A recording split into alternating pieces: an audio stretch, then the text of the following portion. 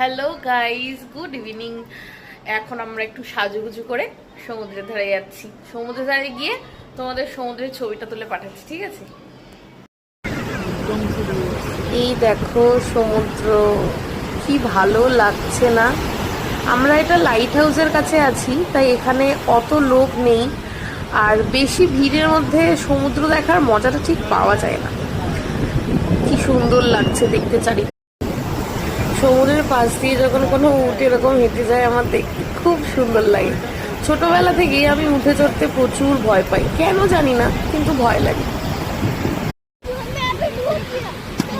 সন্ধে হয়ে গেছে, তো বরমশাইয়ের খিদেও পেয়ে গেছে, তো এখানেও খাচ্ছে সিঙ্গারা। তোমরা যারা পুরীতে আসো তারা সবাই জানো যে এখানের এই সিঙ্গারাটা খুবই ফেমাস।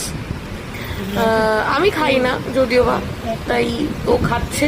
আরেকজন চলে এসছে, দেখো, এই যে ইনিও চলে এসছেন সিঙ্গারা খেতে। উনি খালি টুকুর টুকুর করে দেখছেন, আর উনি সিঙ্গারার জন্য অপেক্ষা করছেন কখন একটু পাবেন। আর আমি নিয়েছিলাম হচ্ছে এগ ম্যাগি।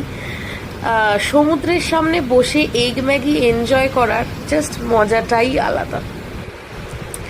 এ দেখো, আমি কতটা ক্যামেরায় ক্যাপচার করতে পারছি আমি জানি না, মানে এতটা সুন্দর লাগছে এটা মেঘের মধ্যে দিয়ে, কি বলবো, অপূর্ব লাগছে, অপূর্ব।